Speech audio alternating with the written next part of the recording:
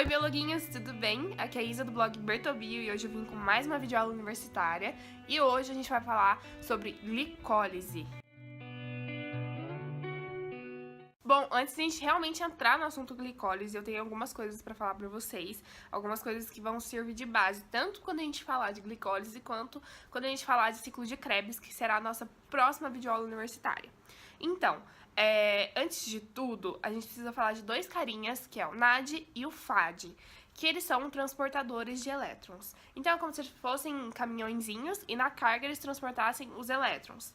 E aí, né, ambos fazem o mesmo trabalho. Aí você me pergunta, Isabela, qual que é a diferença dos dois, então? Se os dois transferem elétrons, por que tem que ter dois? Por que não pode ter só o NAD ou só o FAD?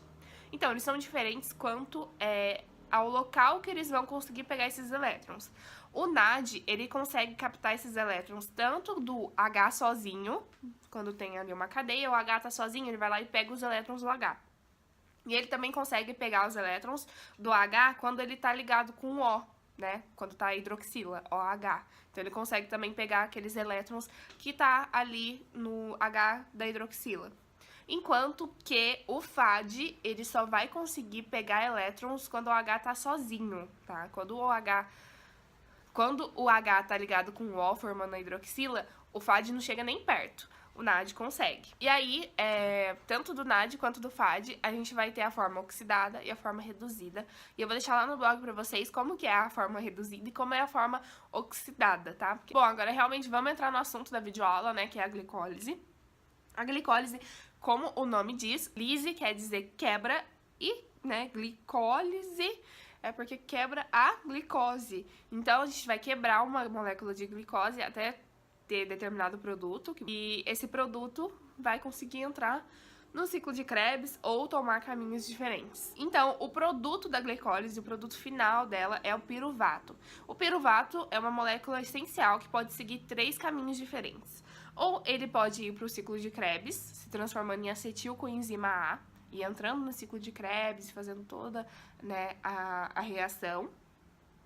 Ou pode seguir para uma fermentação alcoólica, ou pode seguir para uma fermentação lática. Lembrando da diferença de fermentação alcoólica e lática, né? Ambas ocorrem sem a presença de oxigênio, só que no caso, a fermentação alcoólica é só bactérias que realizam e produzem como produto etanol e CO2, enquanto que a fermentação lática, nós, mamíferos, realizamos. O produto é o lactato. Então agora vamos entender um pouquinho como ocorre esse ciclo. Eu gravei pra vocês de outro ângulo, mostrando uma folhinha, espero que vocês gostem desse formato.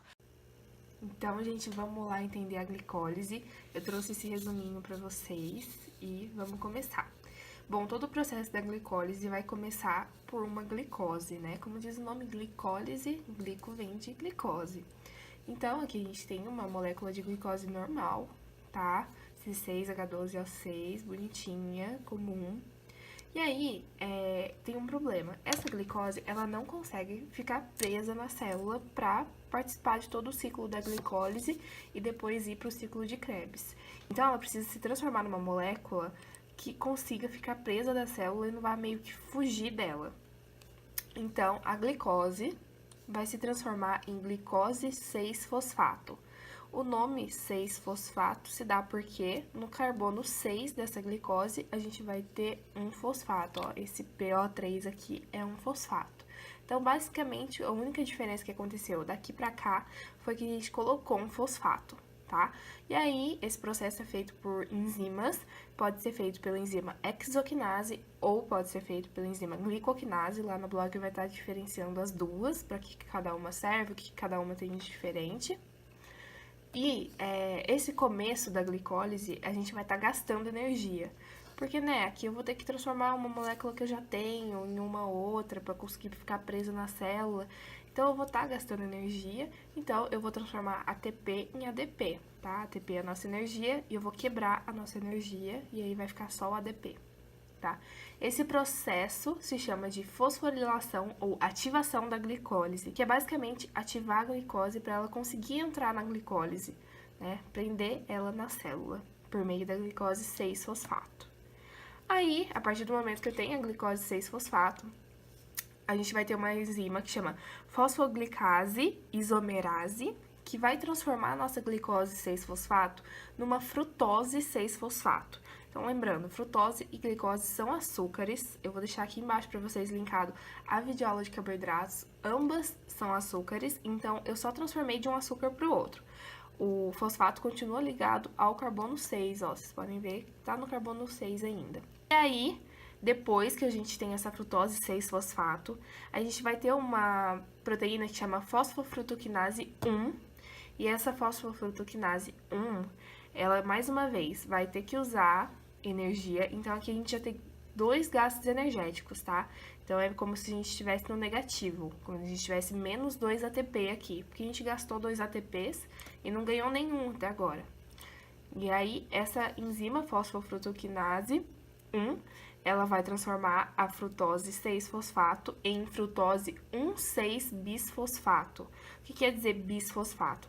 Então, né, frutose, é o açúcar que a gente tinha aqui, a gente tem daqui, né, a mesma estrutura. Bisfosfato, né, esse prefixo bi significa 2.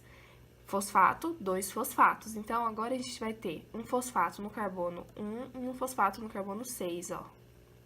Tá? Então, o nome basicamente diz pra gente como é a molécula. E aí, desse composto, né, da frutose 1,6-bisfosfato, com a ajuda da enzima aldolase, a gente vai produzir 2 compostos diferentes. O primeiro composto é o GAP e o segundo composto é o DHAP. Bom, qual que é a diferença entre os dois? Basicamente, o único que consegue continuar na glicólise é o GAP. O DHAP, ele não consegue continuar aqui em todo o processo. Então, se eu tenho a frutose 1,6-bisfosfato e ela se transforma só em DHAP, eu tenho que fazer esse composto aqui se transformar num GAP para ele conseguir continuar a glicólise, porque senão vai ficar aqui parado e vai ter um acúmulo de DHAP, porque não é utilizado, não consegue continuar ali na glicólise. Então, né, esse composto DHAP, por meio da enzima que chama triose fosfato isomerase, se transforma em GAP, tá? A gente tem algumas diferenças aqui, ó, quanto à estrutura, né? Vocês conseguem observar que a gente tem uma dupla ligação com carbono, aqui não. Enfim, né, muda também o local do grupamento fosfato. Então, um tá aqui, outro tá aqui. E essa é a estrutura que vai conseguir continuar na glicólise. Então, a partir do momento que eu produzi isso e transformei para isso, ou produzi direto isso, a gente continua na nossa glicólise. Bom, agora a gente vai ter o auxílio de mais uma enzima, assim, a gente tem muitas enzimas no processo. E essa enzima agora vai se chamar gliceraldeído 3-fosfato desidrogenase. E quando eu tenho esse nome desidrogenase, em qualquer enzima que você lê e enxergar essa palavrinha, desidrogenase, guarda na cabeça que é porque vai transferir elétrons.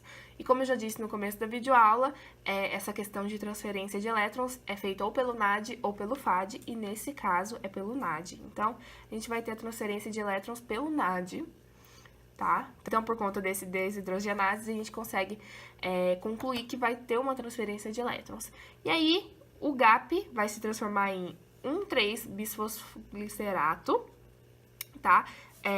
Basicamente, a gente vai ter 2 grupamentos fosfato de novo, né? Agora eles estão na posição 1 e 3. E aí, depois, mais uma enzima vai estar atuando aí, que é a fosfoglicerase mutase, e esse é o momento em que a gente vai ter um ganho energético, ou seja, é o primeiro momento que a gente vai conseguir produzir ATP dentro desse processo. Lembra aqui que a gente está num negativo de 2 ATPs, né, porque a gente precisou de 2 ATPs para fazer essas transformações, mas a gente não ganhou nada até agora, e aqui é o momento que a gente recupera um desses ATPs, por meio dessa fosfoglicerase mutase, que vai transformar 1,3-bisfosfoglicerato em 2-fosfoglicerato.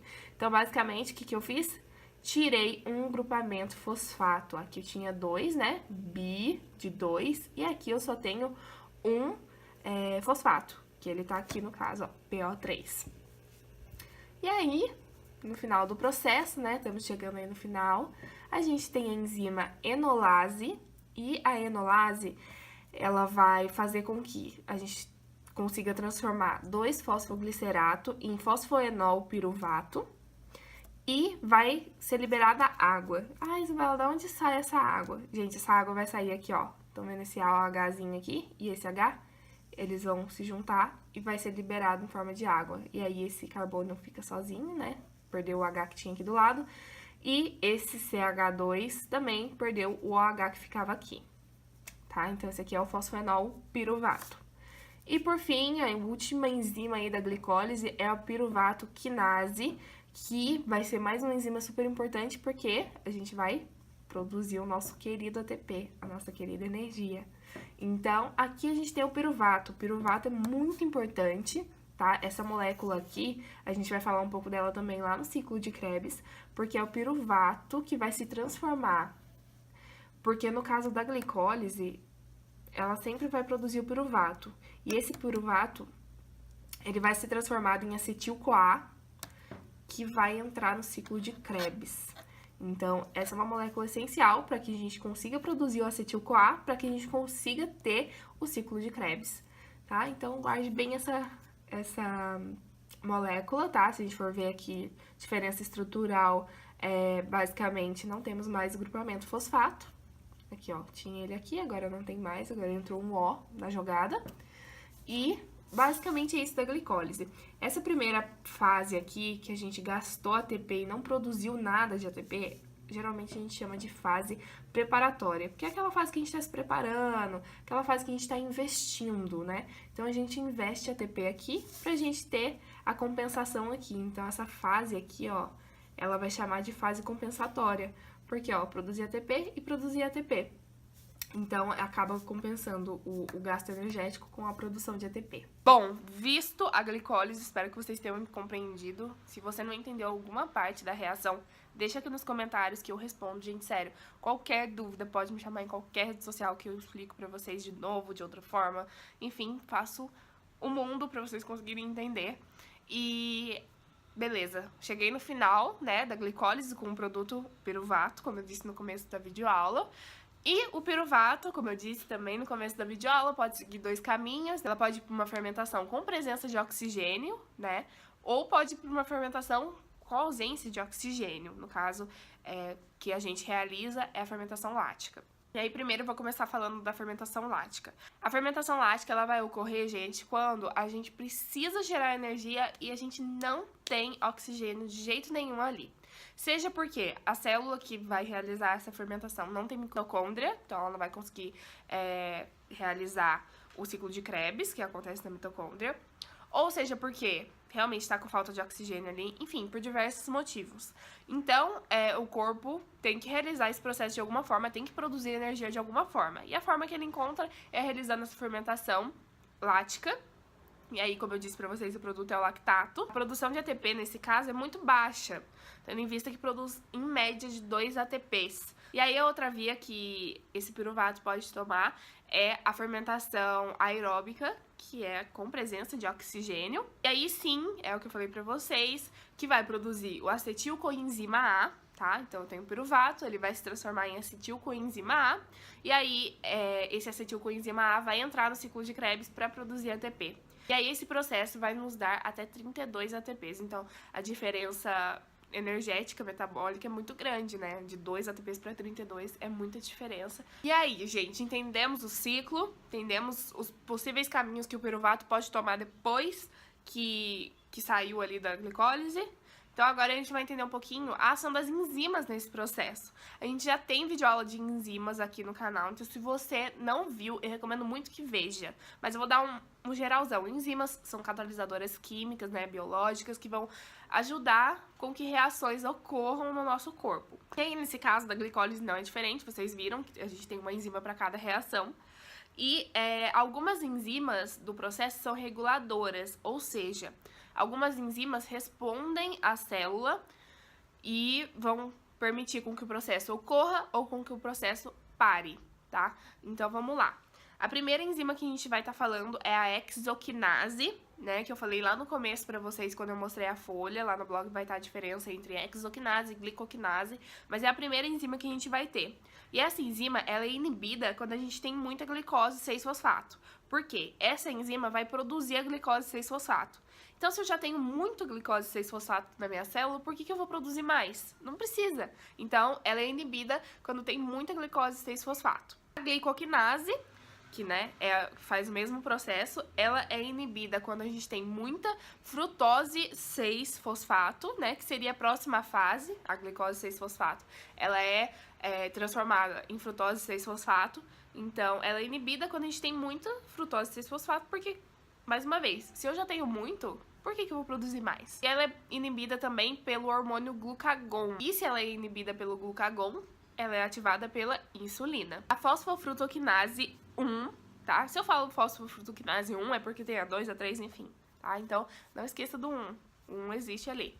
Ela é inibida quando a gente tem muito ATP. Por quê? O processo todo da glicólise ocorre para que depois o piruvato consiga tomar caminhos, sejam eles quais forem, mas para produzir ATP. Então, se eu já tenho muito ATP, por que eu vou gastar mais ATP, fazendo todo o processo da glicólise, se eu já tenho ATP? Não tem por que fazer.